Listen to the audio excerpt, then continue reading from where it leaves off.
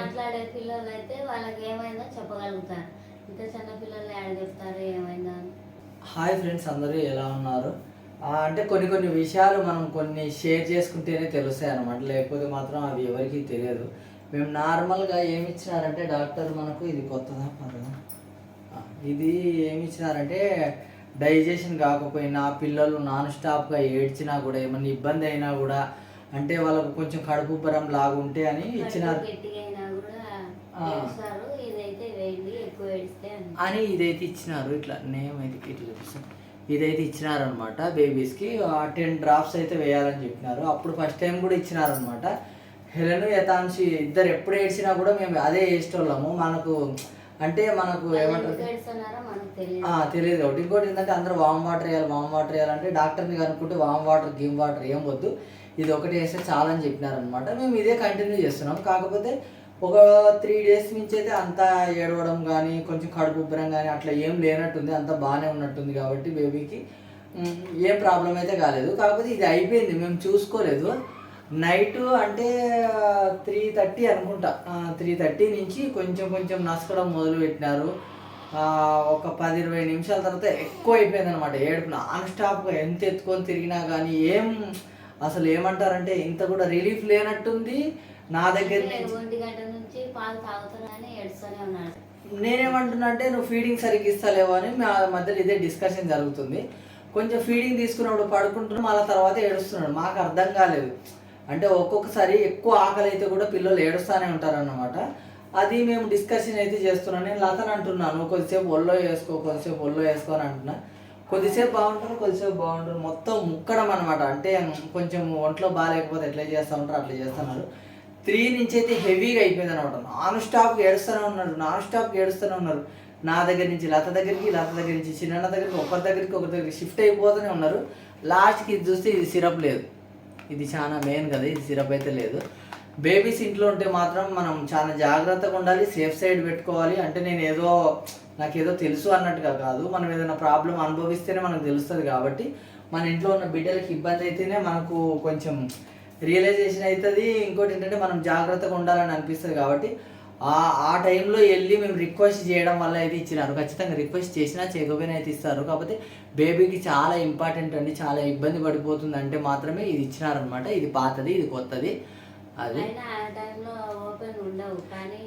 చాలా మంది అయితే మేము ఏమనుకున్నామంటే మళ్ళీ అపోలోలో ఉన్నాయి. అపోలో అంటే నైట్ అంతా కూడా తీసే ఉంటాయి 24 అవర్స్. కాకపోతే మనకు సేమ్ ప్రోడక్ట్ అయితే దొరకదు. ఒకవేళ సేమ్ ప్రోడక్ట్ కాకుండా తీసుకొచ్చేసి ఇబ్బంది పడిపోతామని మేము మళ్ళీ అదే హాస్పిటల్కి పోయి అదే సిరప్ తీసుకుంటే మాత్రం అయితే ఇచ్చినారనమాట. మాకైతే హ్యాపీ. ఇంకొకటి ఏంటంటే మనం పిల్లలు ఇంట్లో ఉన్నప్పుడు మాత్రం చాలా సేఫ్గా ఉండాలి. ఎందుకంటే వాళ్ళకు ఏ టైంలో ఎట్లుంటుందో, డైజెషన్ సరిగ్గా ఉండదు, వామిటింగ్ అట్లా కొన్ని ఉంటాయి. కాబట్టి డాక్టర్ ఏదైనా ఇస్తే మాత్రం అయిపోయే ముందు మాత్రం కొంచెం జాగ్రత్తగా చూసి తెచ్చుకోవాలి. లేకపోతే అర్ధరాత్రి పరిగెడితే మాత్రం మనకి ఎవరు హెల్ప్ చేసే వాళ్ళు ఉండరు, ఆ టైంలో ఎవరు రారు. ఎందుకంటే అందరూ మంచి స్లీప్లో ఉంటారు. కాబట్టి ఇదైతే మాకైతే బాగా అర్థమైంది. ఎందుకంటే పసిబిడ్డలు బాధపడుతుంటే మనం కూడా చూసి తట్టుకోలేం కదా.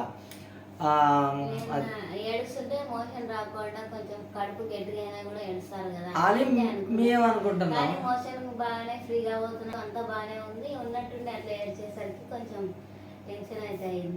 అయితే కాకపోతే ఏంటంటే మనకు తెలియదు కదా, కొంచెము ఏమంటారంటే తమలపాకు పొట్ట మీద పెట్టడము, మేము ఏమన్నా కొంచెం చిట్కల్లాగా అట్లని అని అనుకుంటున్నాం. కానీ ఇంకా అడిగితే ఏం చెప్తారు, అక్కనే అడిగితేనేమో వామ్ వాటర్ తాగిపోయచ్చు అని అన్నారు. మీరు అలవాటు ఉందా అంటే వామ్ వాటర్కు బదులుగానే ఇది ఇచ్చినారక్క అంటే మరి డాక్టర్ ఇచ్చిందే మనం వాడాలిరా అని అక్క అయితే చెప్పినారు. ఇక మళ్ళీ అప్పటికప్పుడైతే హాస్పిటల్కి పోవడము, తీసుకొని రావడము, వేయడము, ఒక 10-15 మినిట్స్ తర్వాత అయితే బాగా రిలీఫ్ అయ్యి బేబీ అయితే మంచిగా పడుకుంది అనమాట. మాకైతే హ్యాపీగానే ఉంది. కాకపోతే ఏంటంటే తల్లి అయినా తండ్రి అయినా పాలు తాకముందు నుంచే కడుపు కొంచెం గట్టిగా అయినది. ఆకలికి ఏడుస్తున్నారు కదా అని ఆ పాలు ఇచ్చేసరికి ఇంకా ఎక్కువైంది అనమాట. అట్లా కడుపు ఉబ్బరం. అదే బేబీస్ ఉన్న వాళ్ళు మాత్రం, అంటే నేను చెప్పడం అని కాదు, ఒకసారి గుర్తు చేస్తున్నా అంతే. ఏదన్నా ఇబ్బంది అయినప్పుడు మాత్రం ఖచ్చితంగా మనకు అప్పటికప్పుడు అంటే మెడిసిన్ అయితే దొరకదు. అందరికీ ఏం రియాక్ట్ అయ్యి మెడిసిన్ దొరకకపోవచ్చు, టయానికి దొరకకపోవచ్చు, ఒకవేళ అక్కడ మెడిసిన్ లేకపోవచ్చు. కాబట్టి కొంచెం ముందుగానే సేఫ్ సైడ్గానే ఏదైనా మెడిసిన్ అయిపోతే మాత్రం బేబీస్కి అయితే ఖచ్చితంగా తీసుకొచ్చుకోవాలి. అంటే వాళ్ళకి ఇచ్చి మొత్తం సిరప్లే ఇస్తారనుకోండి, అవి మాత్రం తీసుకురావాలి. అదైతే నాకు బాగా అర్థమైంది. ఎందుకంటే బేబీ ఇంట్లో నార్మల్గా ఏడుస్తే పర్వాలేదు, అది మంచిగా హెల్త్ బాగుంటుందంట, గ్రోత్ బాగుంటుందంట, ఏమంటారంటే ఆకలి బాగా వేస్తుందంట, బాగా చిరాగ్గా ఉన్నట్టంట. బేబీ మాత్రం ఖచ్చితంగా ఏడవాలి. నాన్ స్టాప్గా ఏడిస్తే ఏ తల్లికైనా ఏ తండ్రికైనా ఇంట్లో ఉన్న వాళ్ళు ఎవ్వరికి కూడా మనశ్శాంతి ఉండదు. ఎందుకని ఆ బేబీ ఎందుకు ఏడుస్తుందో మనకు తెలియదు, ఏం ప్రాబ్లం అయిందో మనకు తెలియదు. కాబట్టి అంత మెంటల్ ఎక్కిపోతుంది అనమాట. మాకు అదే పరిస్థితిలో ఉంది. ఇప్పుడు చూడండి, మా అవతారాలు చూడండి, హాస్పిటల్కి పోయి రాగానే బేబీ రిలీఫ్ అయ్యి పడుకున్న తర్వాత మాత్రము కొంచెం మేమైతే హ్యాపీగా ఉన్నామండి. అందుకోసమే ఈ వీడియో అయితే చేస్తున్నా. అది ఎందుకంటే మనం సేఫ్ సైడ్గా జాగ్రత్తగా ఉంటే మాట్లాడే పిల్లలు అయితే వాళ్ళకి ఏమైందో చెప్పగలుగుతారు. ఇంత చిన్న పిల్లలు ఏడ చెప్తారు ఏమైందా, వాళ్ళు ఏం చెప్పలేరు, మనకేమీ అర్థం కాదు. అది కడుపుబ్బరమా, మోషన్ ఫ్రీగా ఉండకనా, ఇంకొక ప్రాబ్లమా మనకి ఏమన్నా అయినా కూడా వాళ్ళు చెప్పలేరు కదా. మనం అడుగుతుంటే దానికి పలుకుతారు కదా. కొంచెం అయితే సిమ్టమ్స్ అయితే ఇవ్వగలుగుతారు. కొంచెం వాళ్ళు బాడీ మూమెంట్స్ అన్నా కొంచెం ఏదైనా చెప్పడానికన్నా ట్రై చేస్తూ ఉంటారు అనుకోండి. ఈ బేబీ అయితే మొత్తం చెప్పలేదు. ఎందుకంటే పసిబిడ్డలు మనకి ఏం చెప్తారు అదే మొక్కడం అనమాట. అట్లా అయినప్పుడు మనకు ఏం కాళ్ళు చేతులు ఏం ఆడవు. పాలు కట్టుకున్నారు.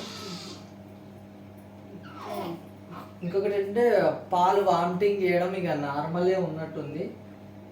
కొంచెం ఎక్కువ తాగినా వామిటింగ్ జరగడం,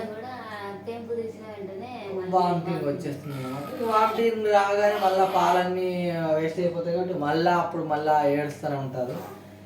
ఏం చేస్తాం చెప్పండి, మనం పసిబిడ్డలకు ఎట్లుంటుందో మనకు తెలియదు. కాకపోతే మనం ఎనీ టైం అలర్ట్గా ఉండాలి, జాగ్రత్తగా చూసుకోవాలి. నేను అదే చెప్తా ఉంటాను, లతకు తల దగ్గర మాత్రం హైట్లో పెట్టు బా అని చెప్తా. ఇక్కడ మొత్తం అయితే చిన్న దిండ్లు అయితే పెట్టినాము అనమాట, ఇటు సైడ్ రాకుండా. ఇవి చిన్న దిండ్లు అయితే పెట్టినాము, ఎందుకంటే కొంచెం సేఫ్ సైడ్గా ఇటు దొల్లకుండా ఇటు రాకుండా ఇట్లా అయితే పెట్టినాము అనమాట. ఎందుకంటే మనం ఏదన్నా ఒకటి పెట్టుకోవాలి కాబట్టి. ఇటు సైడ్ పడుకోబెట్టుకోవచ్చు కదా అని మళ్ళీ కామెంట్ అయితే పెడతాను కదా, అందుకోసం చెప్తున్నా. ఇటు సైడ్ గోడకు ఎక్కువ దోమలు ఉంటాయని అందుకోసమే అట్లా మధ్యలో అయితే పడుకోబెట్టుకుంటాం. అసలు గోడకు ఎందుకంటే ఆ మంచానికి మొత్తం ఇంత గ్యాప్ ఉంది కాబట్టి ఏమంటారంటే మంచం కింద మొత్తం చీకటి ఉంటుంది కాబట్టి దోమలు ఎక్కువ ఇబ్బంది అవుతుందని ఇటు సైడ్ పడుకోబెట్టి ఇంత స్పేస్ వదిలేసాం అనమాట. డే టైంలో మాత్రం లత తల కింద ఉండే దిండు మాత్రం ఇక్కడ పెట్టేస్తాము, మధ్యలోకి వేస్తాము.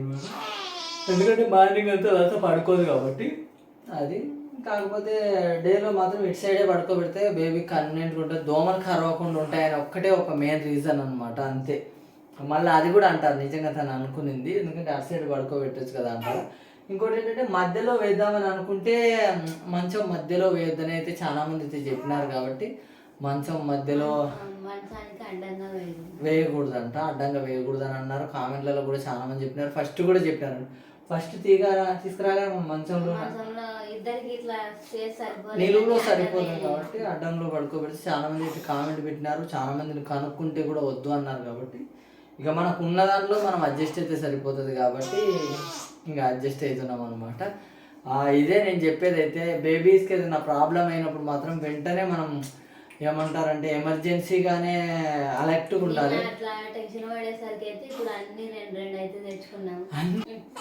అన్ని రెండు అనమాట.